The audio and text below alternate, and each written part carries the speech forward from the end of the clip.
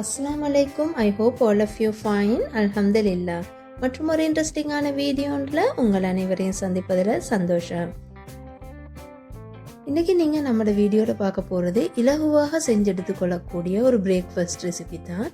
Skip பண்ணாமல் video பாருங்கள் எப்படி நாம் இந்த பிரேக்ஃபாஸ்ட்டை செஞ்செடுக்கிறேன்னு சொல்லி.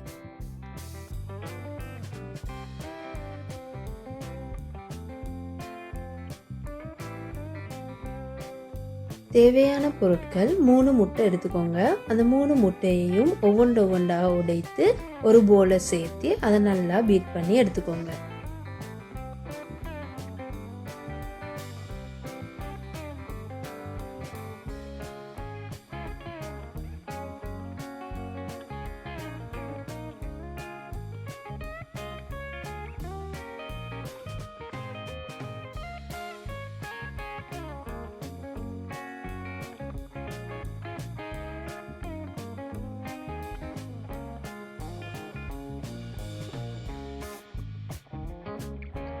அதுக்கப்புறம் 2½ டேபிள் ஸ்பூன் ஈஸ்ட் சேர்த்து அதனையும் நன்றாக பீட் செய்து கொள்ளவும்.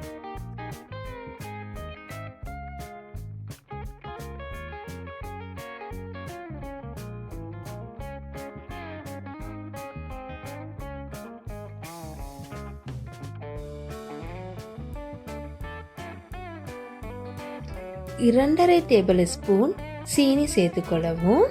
அதோட 2½ டேபிள் ஸ்பூன் உப்பு சேர்த்து கொள்ளவும்.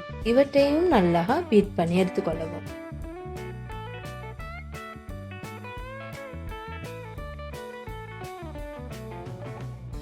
ஒரு கப் அளவு மில்க் சேர்த்துக்கோங்க.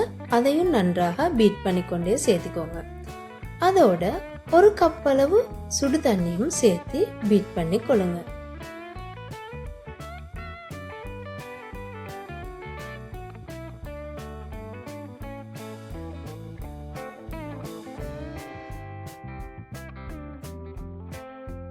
நானூறு கிராம் கோதுமை மாவு எடுத்து கொஞ்சம் கொஞ்சமாக இந்த கலவையோட சேர்த்து நல்லா பீட் பண்ணிக்கொண்டே வாங்க. அதுக்கப்புறம் அந்த டோவை நீங்க ரெஸ்ட் பண்ண விடணும்.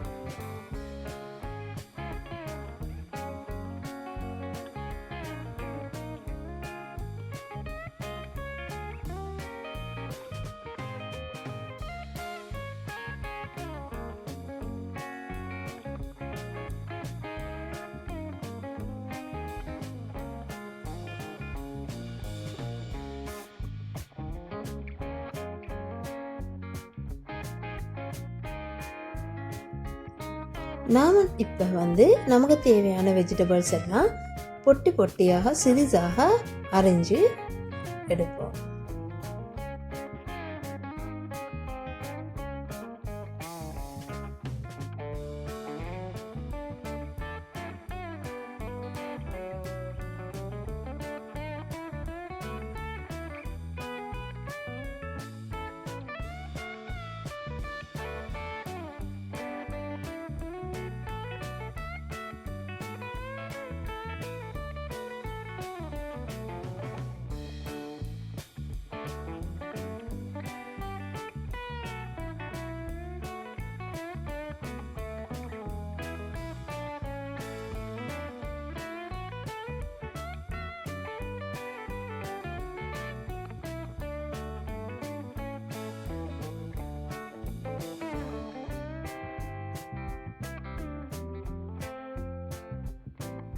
ஒரு 1 ஹவருக்கு அப்புறம் நீங்க பார்த்தீங்கன்னு சொன்னா நம்மளுடைய மாவு 2 மடங்காக பொங்கி வந்திருக்கும்.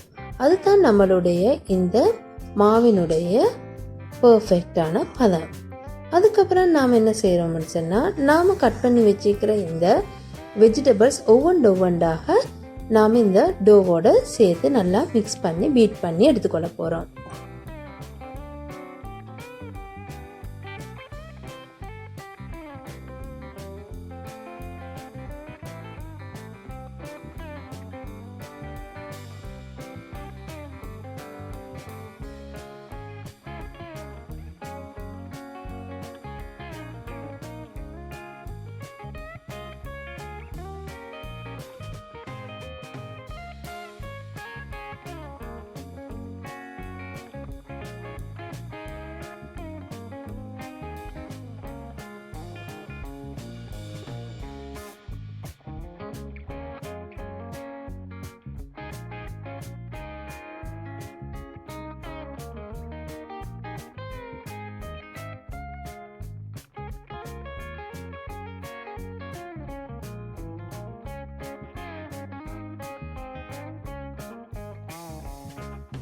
நாம் நம்மளோட மாவை ரெடி பண்ணினதுக்கப்புறம் ஒரு பேனை வச்சு அந்த பேன் நல்லா சூடானதும் அந்த பேனில் நீங்கள் 1 ஸ்பூன் அளவு ஆயில் சேர்த்துக்கோங்க. அந்த ஆயில் நல்லா சூடாகி வந்ததுக்கு அப்புறமா ஒரு 2 டேபிள் ஸ்பூன் அளவுக்கு மாதிரி நீங்கள் இந்த டோவால் எடுத்து உங்களோட அந்த பேனில் நல்லா பரத்தி விட்டுக்கோங்க. பரத்தி விட்டதுக்கப்புறம் உங்களுக்கு விரும்பினா நீங்கள் கொஞ்சம் சீஸ் அதுக்கு மேலால் துருவின சீஸ் சேர்த்துக்கோங்க.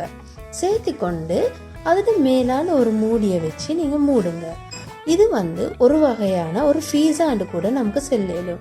ஏன்னு சொன்னால் இந்த சீஸ் மற்ற எல்லா பொருட்களும் சேர்ந்து வரக்குள்ள